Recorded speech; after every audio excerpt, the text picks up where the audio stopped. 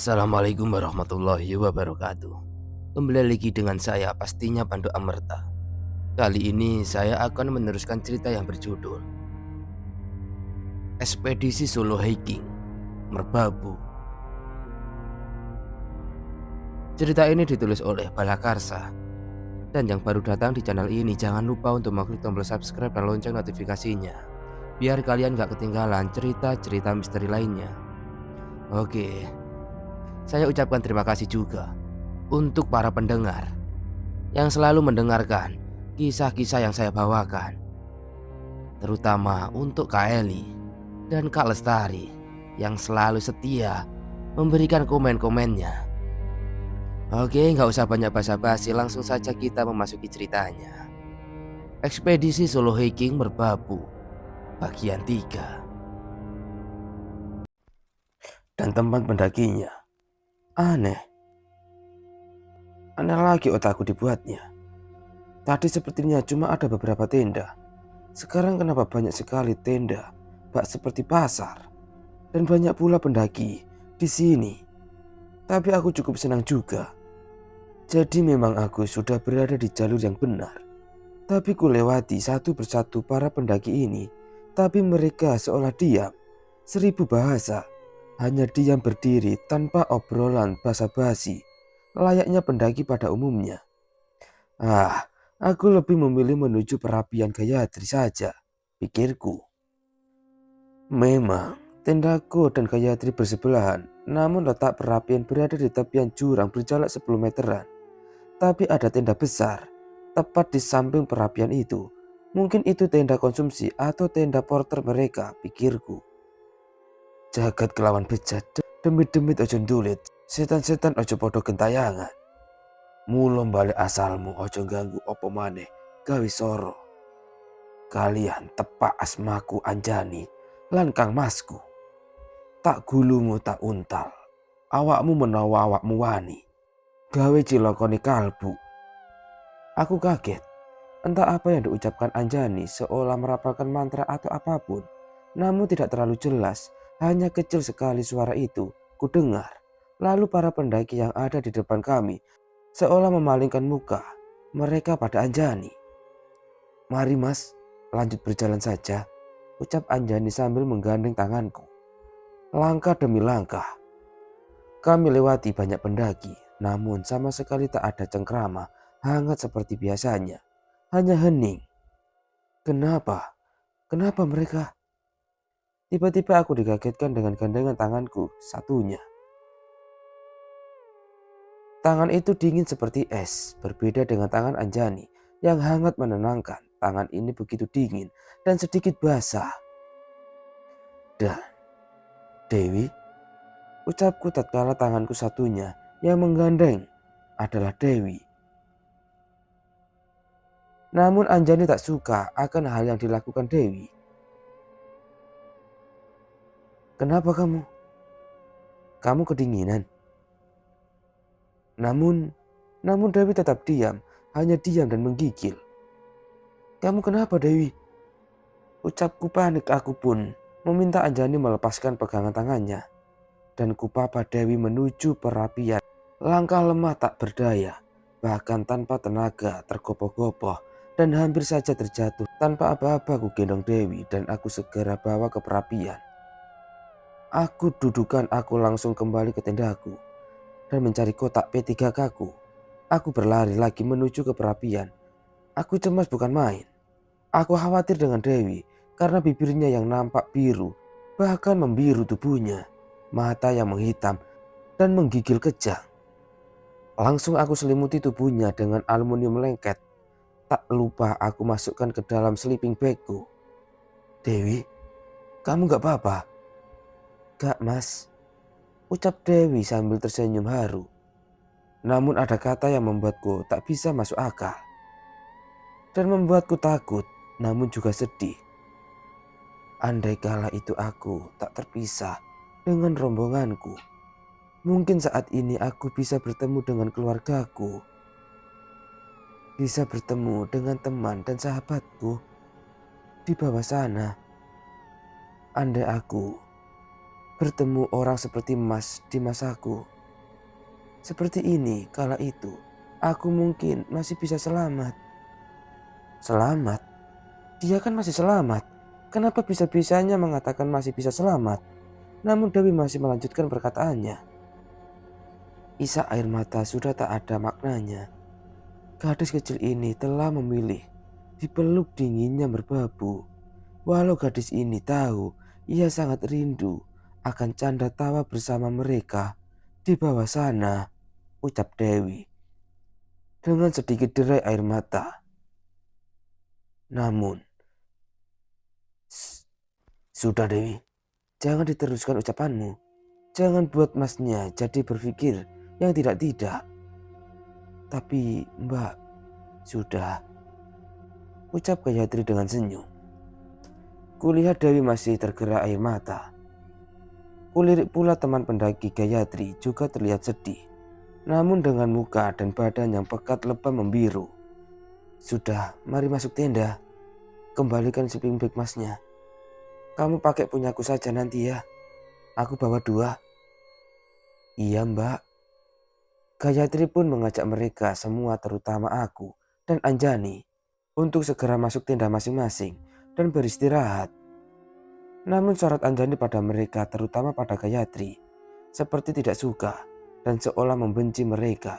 Kami pun memasuki tenda. Di dalam tenda, aku baru sadar bahwa hanya membawa 1 sleeping bag. Dek, kamu pakai ini ya. Aku sarungan saja, ucapku sambil memasukkan Anjani ke kantong tidur sleeping bag bulu angsaku. Ini dipakai berdua saja Mas, kamu kedinginan itu loh, ucap Anjani. Memang tak kupungkiri, memang dingin sekali di sini.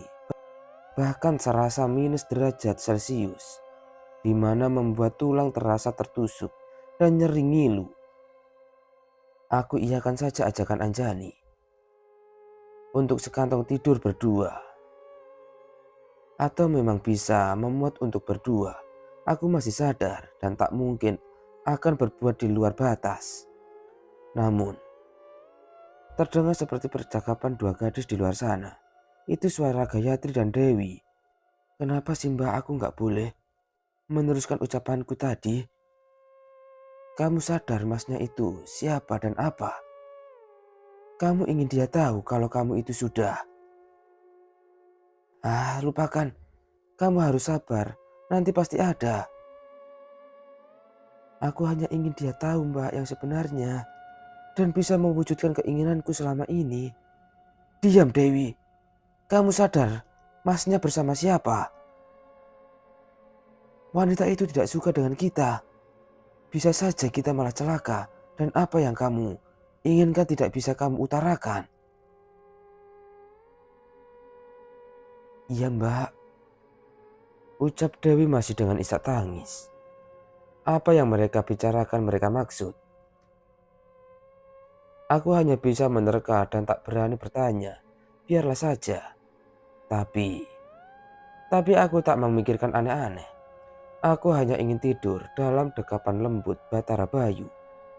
Bayu yang berhembus di gunung merbabu. Tak terasa tubuh ini terlelap dalam penuh penasaran. Le, kamu jangan takut meskipun wanita yang bernama Gayatri itu bukan manusia, Le. Kamu pria yang kuat, jangan sampai takut dengan demit. Ucap Mbok Rondo dengan menenteng kepala buto yang kemarin aku jumpai. Dalam kilas balik, aku di dusun tanpa rupa itu. Wajah Mbok Rondo berbeda, nampak taring di kedua sisinya. Kamu harus kuat, Le. Kamu akan mendapatkan berita yang membuat hati sakit. Aku akan terpisah denganmu, menjemput Anjani di simpang setan. Pesanku cuma satu, jadilah berani dan hati-hati. Jadilah manusia yang bisa berpikir nurani hati selaras dengan lisan. Jangan cuma bisa pakai kepalamu, karena otak dan hatimu itu berbeda cara menilai wujud. yang ada di alam dunia dan alam gaib le. Siro menungso manunggaling rasa. Sapa sing bisa ngolah rasa bakal wangun ing alam donya. Ucap Mbak Rondo dengan senyum, dengan masih menenteng kepala buta. Mas, ku dengar suara seorang gadis sambil menepuk-nepuk bahuku.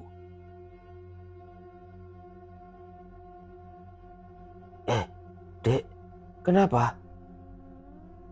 Tidak, Mas. Kamu mimpi apa? Tidak mimpi apa-apa kok, Dek. Lalu, angin berhembus dengan kencangnya. Ku dengar suara beberapa orang di luar sana, sangat ramai namun terkesan berbisik. Manusia itu dibawa saja, bawa saja. Ikut kita di sini. Sampai kalian semua berani menyentuh, apalagi membuat celaka laki-laki itu. Tak buat sukmamu gentayangan dan tak bisa kembali ke Tuhan. Ucap seorang gadis yang ku kenal. Itu suara Gayatri yang sedang kesal atau marah atau malah murka dengan seseorang. Tugas kalian bukan membuat sengsara dan celaka, tapi mencari sukma manusia yang tersesat di sini. Tahu apa tidak? Sekarang pergi sana kalian semua. Jangan di sini lagi. Iya, saya dan semuanya paham. Saya izin pamit. Ucap siapa entah orang-orang itu. Kolo mendak kolo pati. Demen lan wingit ojo podo sengit lan dulit. Getihku getih biru, sampai podo gawe sorone panggonku, biakal tak obong petaranganmu. Condro mowo condro pati, condro geni. Pangucapku tatu lan patine awakmu. Entah ucapan mantra apa atau rapalan apa aku tak tahu. Yang pasti semua terasa panas dan gerah. Bahkan tadi yang berucap bukan hanya terdengar dari luar, namun juga dari dalam tenda, yaitu dari mulut Anjani. Kenapa Gayatri dan Anjani bisa berucap dengan sama, baik bahasa dan ada? Suasana tampak sesak dan panas. Dingin tadi menjadi panas yang membara. Tak terasa banyak keringat diri ini bercucuran, dan tak kuasa ku menahan panas ini. Bahkan pakaian dan celanaku lepas karena kegerahan. Aku bukan terkena hipotermia akut, melainkan memang panas yang begitu membakar tubuh ini. Sampai tak kuasa aku membangunkan Anjani yang tidur lelap.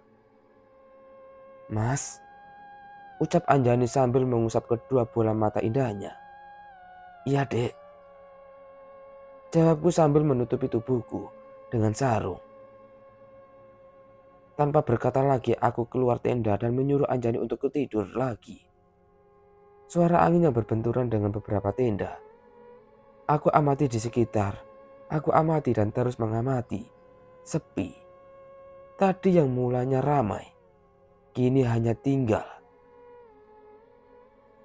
beberapa tenda saja. Kemana para pendaki yang begitu banyak tadi? Pikirku. Lalu aku melihat seseorang sedang bermain di perapian tadi. Seorang diri sedang bermain api dengan potongan kayu.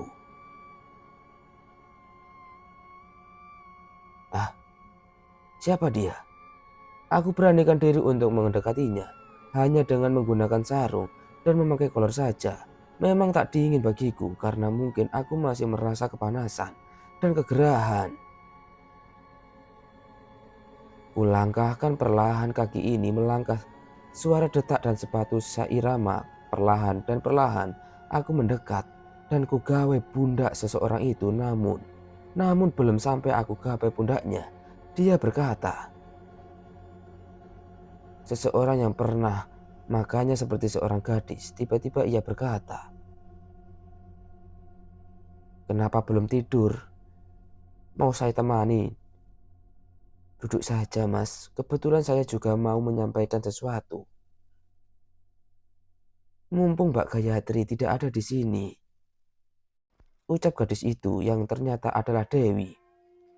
Ia juga menepuk batang kayu, memintaku duduk di sebelahnya.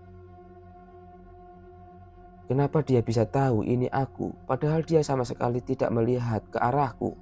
Bahkan saat berjalan aku sama sekali tidak bersuara. Kenapa bisa dia tahu? Namun Dewi mulai mengatakan kata demi kata lagi, meneruskan apa yang ingin ia sampaikan, tanpa ada cegahan dari Gayatri. Saya sudah di sini lama, Mas. Mungkin tidak lama bagiku, tapi cukup lama bagi manusia. Di dalam membelinya, tapi cukup lama. Bagi manusia, maksudnya apa? Dia kan juga manusia. Aneh. Namun dia melanjutkan perkataannya lagi. Jika suatu saat ada pemuda yang naik lewat jalur terpanjang gunung ini, di mana ragaku mungkin sudah lebur dan tak mungkin ditemukan, aku ingin sampaikan pesanku padanya. Dia berkata dan langsung menunjukkan wajahnya, wajah yang pucat membiru, pucat pasi seperti orang mati. Kenapa dunia begitu kejam? Sehingga aku menjadi Dewi. Dewi pun tidak melanjutkan ucapannya, entah karena apa. Tapi nampak kulihat di belakang sana sudah ada Gayatri yang tiba-tiba berteriak keras memanggil Dewi. Sudah kukatakan Dewi. Kamu apa tidak dengar apa yang aku katakan tadi di tenda?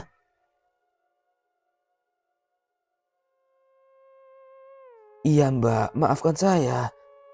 Cepat masuk tenda, teriak Gayatri pada Dewi. Dewi langsung berlari dan masuk ke tendanya. Kulihat wajah birunya meneteskan air mata. Sebenarnya apa yang ingin disampaikan Dewi? Apa yang ingin ia utarakan? Dan kenapa ia sangat takut pada Gayatri? Namun Gayatri mengucapkan sebuah kalimat. Akan kukatakan besok tentang semuanya ya Mas. Mas tidur lagi ya. Pagi-pagi nanti kita semua lanjutkan perjalanannya. Iya. Kulangkahkan kaki menuju tenda dan masuk. Kulihat Anjani masih tertidur lelap. Tapi samar-samar ku dengerin suara gadis itu. Tapi samar-samar ku dengar rintihan tangis suara gadis. Itu adalah suara Dewi. Suara khas seorang wanita, namun tiba-tiba, Dewi, kamu mau Masnya tahu kamu siapa dan kenapa? Kamu Masnya takut dan pesanmu tak tersampaikan. Kamu ingin menelan lagi kepahitan karena tak akan ada yang bisa lagi kau utarakan. Jawab aku, ha? Baik, kalau kamu tidak mau menjawab, silakan kamu utarakan. Dan aku ceritakan pada Masnya itu tentang kita semua dengan sejujur-jujurnya. Namun tiba-tiba, Mas, ada apa dek? Dingin Mas, ucap Anjani namun terkesan kegerahan, bukan kedinginan.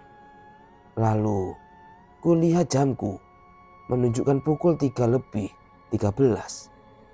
Itu kantong tidurku, dipakai aja dek. Ucapku dijawab hanya dengan anggukan kepala. Tampak menggigil dan Anjani tiba-tiba memeluk dengan sangat erat. Kurasakan guncangan itu. Guncangan yang membuat serasa bergoyah begitu hebatnya. Namun kurasa ada banyak suara ramai di luar sana. Ku coba menyelimuti Anjani terlebih dahulu. Lalu ku coba buka resleting tenda dengan sangat pelan dan hati-hati. Pelan dan pelan. Ku intip sedikit apa yang terjadi di luar sana. Kaget. Kaget, diri ini sangatlah kaget. Tatkala melihat sudah ada.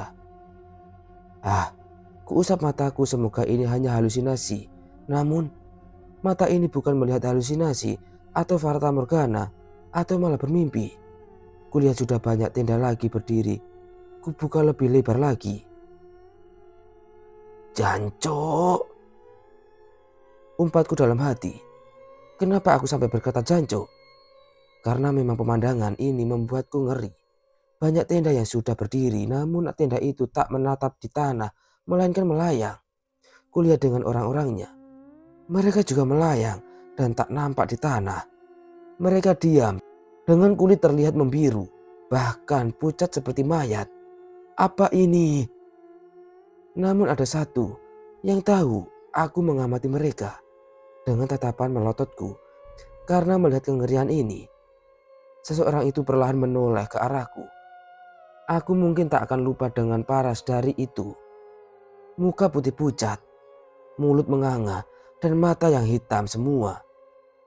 Dan tanpa basa-basi hanya berteman dengan ketakutan, aku langsung menutup tendaku dan mendekap Anjani yang sedang tidur. Tak terasa aku terlelap tertidur sampai jamku berbunyi menandakan sudah waktu subuh. Kulihat Anjani masih tertidur dengan lelap bersama paras manisnya. Aku tayamu dengan debu yang ada di tendaku untuk menunaikan ibadah kepada Tuhanku 2 rakaat dan 1 salam kutunaikan munajat pujianku sembahkan untuknya penguasa subuh. Aku berdoa hanya ingin melanjutkan perjalanan tak waras ini dengan aman dan selamat tanpa gangguan apapun. Namun tiba-tiba, "Mas," ucap dari luar tenda. "Iya, mari makan dulu. Masih tempat kemarin buat api unggun ya?" "Iya mbak." Kubangunkan Anjani. "Dek, ayo bangun, ini sudah pagi loh." "Iya mas," jawab Anjani sambil meregangkan tubuhnya. Kami pun bergegas menuju perapian lagi. Aneh. Kenapa aneh? Karena hanya ada 2 porsi makanan yang tersaji di sana. Aku beranikan bertanya, "Loh, itu kok cuma ada 2?" Sambil menunjuk 2 piring makan di sana. "Gak apa-apa mas, kita semua sudah makan. Makan saja mas sama mbaknya. Nanti habis ini kita beres-beres dan lanjut naik," ucap Gayatri dan menyodorkan makanan itu padaku dan Anjani. Aku tak mau bertanya lagi kenapa dan kenapa. Aku nikmati saja makanan ini dengan santainya, dengan segelas kopi yang sudah tersaji. Kulihat kopi juga hanya ada 2 cangkir. Apa mereka tidak ngopi juga? Namun lagi-lagi aku tak mau bertanya dan memilih makan dan ngopi yang sudah dibuatkan oleh Gayatri, Dewi atau kawannya yang sedang duduk bersama kami. Selesai makan dan ngopi tanpa ada kata basa-basi dari semua orang di sini, kami membereskan dan baik lagi semua peralatan kami masing-masing. Kami lanjutkan perjalanan lagi. Namun ada yang akan membuatku menangis akan perjalanan ini. Sebuah cerita dari dia. Cerita dan pesannya kepada siapa nanti yang akan bertemu dengannya. Tak ada hambatan atau sungguh kengerian lagi. Namun terasa cepat, bahkan kurasa jalur Watu Gubuk ketanjakan akan menuju puncak terasa disingkat saja. "Nger, sudah sampai yo." "Sampun." "Ya sudah, aku kesini cuma mau bawa Anjani pulang lagi. Tugasnya mengantarmu sudah selesai le," ucap Simbo. Namun ucapan kami dipotong oleh dia. Hadiah seorang wanita pendaki yang sempat bermalam denganku di jalur N. Ucapannya dengan pesannya yang takkan pernah kulupakan. "Maaf mas, sudah membuat perjalanan mas jadi tidak tenang. Maaf juga akan gangguan yang sering mas alami. Saya cuma mau berbicara jujur kepada mas." "Ngomong aja mbak, saya nggak keberatan apapun itu. Tapi mas jangan takut ya. Masnya mohon jangan benci saya ya mas. Jangan benci juga kepada teman-teman saya mas. Karena Mas sudah saya anggap teman di awal kita bertemu kemarin, ucap Gayatri. Iya Mbak, ngomong aja. "Hmm, ja- jadi, jadi kami semua bukan manusia Mas. Saya adalah sejenis makhluk yang bertugas mengantar pendaki tersesat dan menaungi para arwah pendaki penasaran. Mereka teman-teman saya ini adalah arwah pendaki yang penasaran akibat tersesat di sini sampai mati dan tidak ditemukan Mas. Namun mereka pun tidak bisa menyampaikan pesan mereka di mana karena pantangan bagi mereka. Mereka hanya bisa menyampaikan pesan kepada pendaki yang masih hidup. Namun kebanyakan malah ketakutan setelah melihat mereka.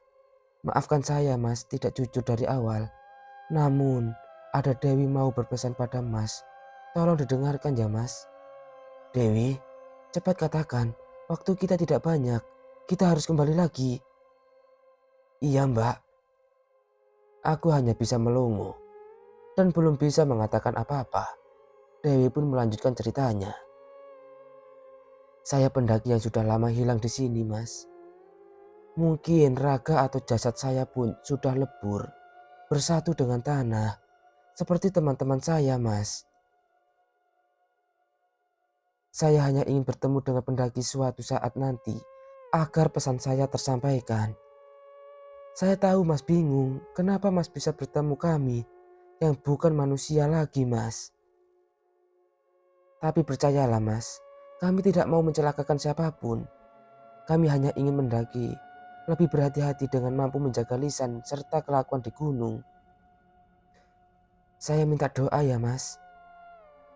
Kirimkan doa untuk kami agar segera bisa mencapai damai. Semoga ada pendaki seperti Mas yang bisa saya temui dan tidak takut bertemu saya. Sampai jumpa Mas. Semoga kita bisa bertemu lagi. Mas, jaga diri Mas. Jangan nekat lagi naik sendirian. Berbahaya bagi Mas. Saya akan selalu menanti jika Mas naik gunung ini lagi. Senang rasanya bertemu dengan Mas dan bernyanyi bersama Mas. Terima kasih Mas, ucap Gayatri sambil memelukku. Mereka pun melambaikan tangan dan kembali turun. Dan ditelan tebalnya kabut. Terima kasih Gayatri. Damailah Dewi dan semuanya. Ger, sekarang kamu harus sampai di puncak sebelum petang. Kalau turun jangan lewat es. Itu turunan. Ada salah satunya nenek dan dua cucunya yang jahil. Biasanya minta tolong gendong turun. Bisa mencelakakanmu. Lewat G saja, tapi kamu jangan lewat sampai gelap. Karena ada buto berkepala macan. Itu demit kasta tinggi, Ler. Pokoknya hati-hati. Jangan takut kalau kamu benar dan lurus. Orang baik itu jangan pernah takut dengan demit. Tapi takutlah dengan Tuhan yang menciptakan dirimu. Ucap Mbok Rondo. Mas, saya pamit ya. Terima kasih untuk semuanya Mas. Ucap Anjani sambil memelukku. Simbok dan Anjani pun pergi meninggalkanku.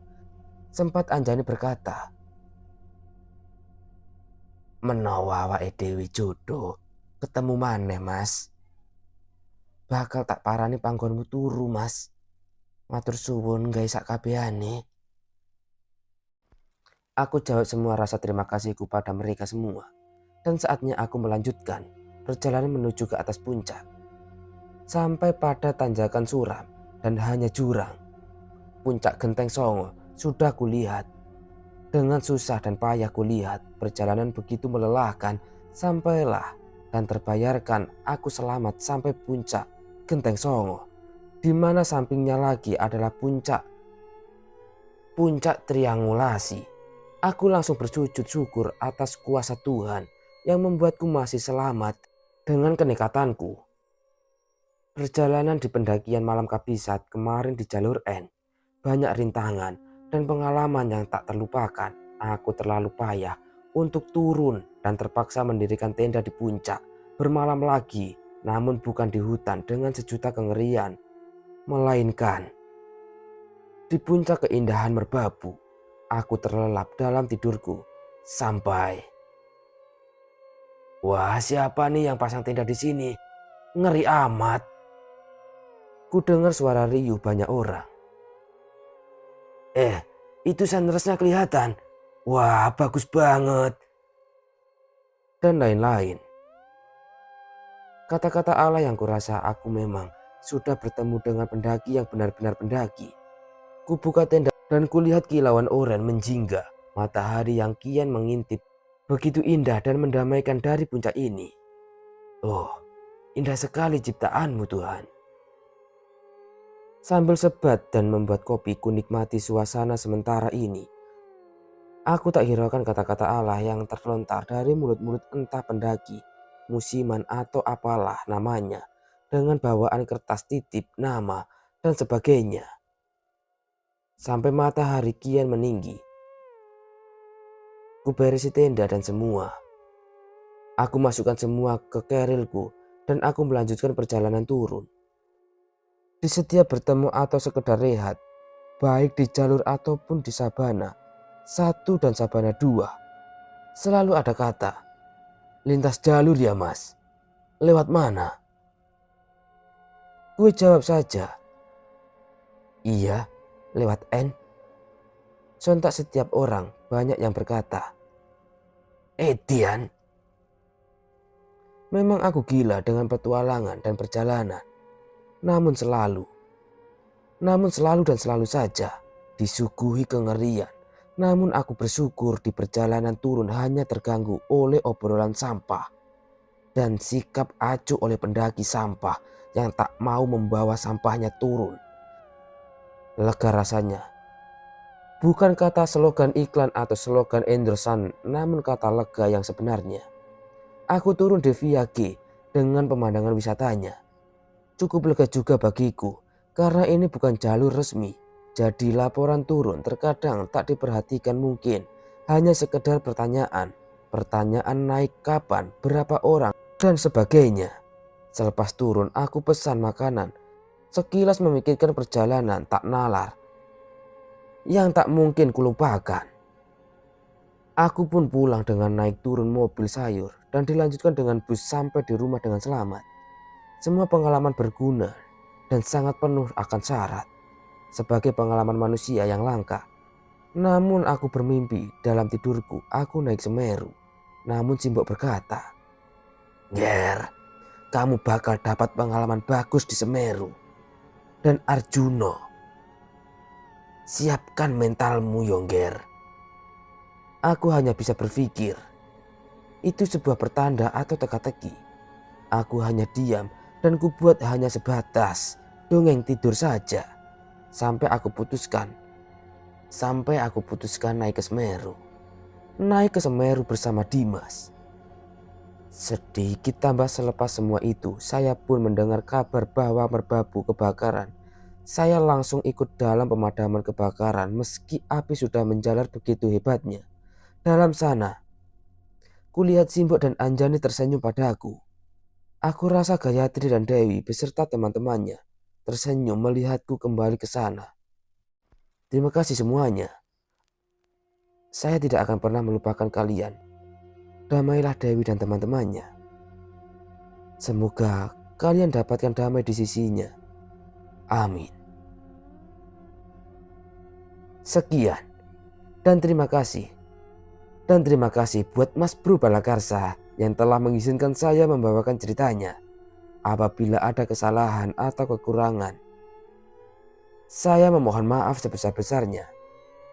Akhir kata, saya Pandu Amerta pamit undur diri. Assalamualaikum warahmatullahi wabarakatuh. Sampai berjumpa lagi.